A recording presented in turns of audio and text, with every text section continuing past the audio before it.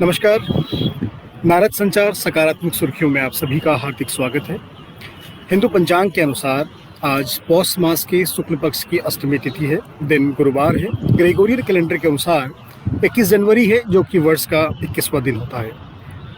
आज के इतिहास की अगर बात करें तो भारत के संघीय इतिहास में आज का दिन महत्वपूर्ण इसीलिए है क्योंकि इस दिन मणिपुर, मेघालय और त्रिपुरा के रूप में तीनों राज्यों का उदय हुआ। पूर्वोत्तर राज्य मणिपुर, मेघालय और त्रिपुरा को अलग राज्य बनने के आज पूरे 49 वर्ष हो चुके हैं। पूर्वोत्तर क्षेत्र पुनर्गठन अधिनियम 1971 के तहत मणिपुर, मेघालय और त्रिपुरा को 21 जनवरी 1972 को अलग राज्य का दर्जा दिया गया था और 1958 में कॉपीराइट कानून प्रभाव में आया। इस अधिनियम का मूल उद्देश्य बिना किसी अनुमति किसी और के स्वामित्व वाली कृति को प्रकाशित करना, उसका लाभ उठाना। इसके लिए दोषी को कम से कम 6 माह का कारावास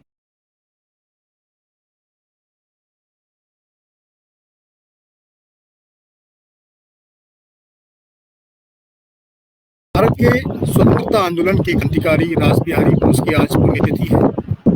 भारत के एक क्रांतिकारी नेता थे रासबिहारी जी, जिन्होंने ब्रिटिश राज के विरुद्ध भारत की आज़ादी के लिए गदर षड्यंत्र के साथ एवं आज़ाद हिंद फौज के संगठन का कार्य किया।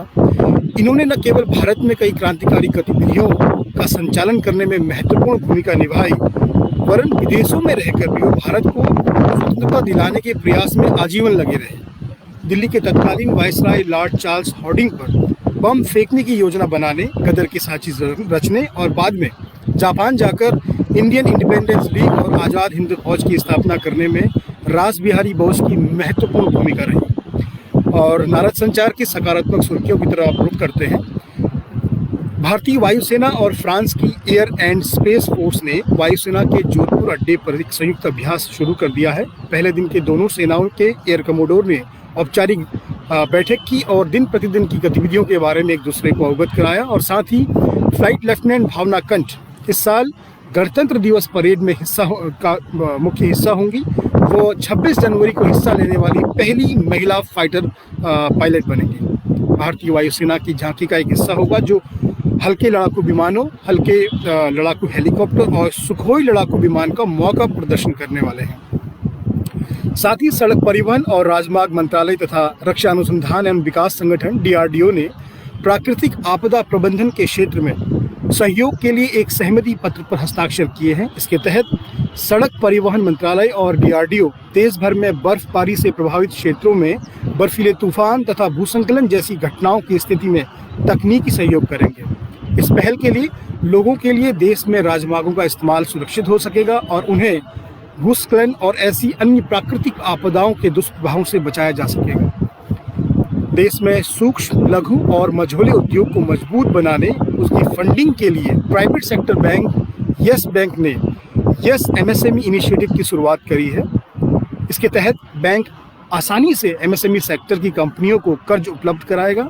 बैंक ने कहा है कि MSME की निजी और कारोबारी ज़रूरतों को पूरा करने के साथ ही नए जमाने के एंटरप्रेन्योर्स को अपनी क्षमता का विस्तार करने में मदद मिलेगी। इस पहल के तहत स्टार्टअप को बिना कुछ गिरवी रखे 5 करोड़ रुपए तक का कर्ज उपलब्ध कराने की घोषणा की गई है। और देश में बिजली की मांग रिकॉर्ड स्तर पर पहुंच गई है। केंद्रीय बिजली मंत्री RK सिंह ने खुद इस बात की ट्वीट करके जानकारी दी।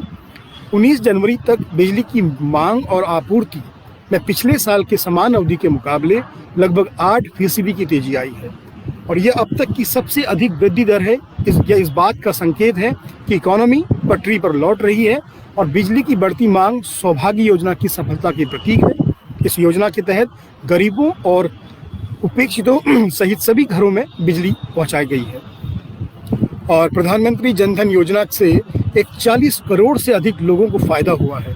वित्त मंत्रालय के अनुसार 6 जनवरी 2021 तक जनधन खातों की कुल संख्या 41.6 के पार और शून्य बैलेंस वाले खातों की संख्या 2015 के 58% से कम होकर मात्र 7.5% पर आ गई है। सरकार सभी नागरिकों के वित्तीय समावेश के लिए प्रतिबद्ध है। सरकार ने योजना के दूसरे संस्करण में हर उस व्यक्ति का खाता खुलवाया जिसके पास बैंकिंग सुविधा नहीं थी। और अंत में कोरोना महामारी की जो इस काल में पूरी दुनिया भर में जो इकोनॉमी चरमरा गई है, इसी वक्त में भारत के कृषि क्षेत्र में सकारात्मक वृद्धि देखने को मिली है। इससे इस बात को एक बार फिर मजबूती मिली है कि भारत की जीडीपी में कृषि क्षेत्र का योगदान सर्वाधिक है। इसी वजह से सरकार भी देश को कृषि सेक्टर का सबसे बढ़िया निर्यातक देश बनाने की दिशा में काम कर रही है। और आज के लिए इतना ही। कल फिर आपसे सुबह मुलाकात करते हैं। तब तक के लिए आप स्वस्थ रहें, मस्त रहें, आपका दिन शुभ हो। नमस्कार।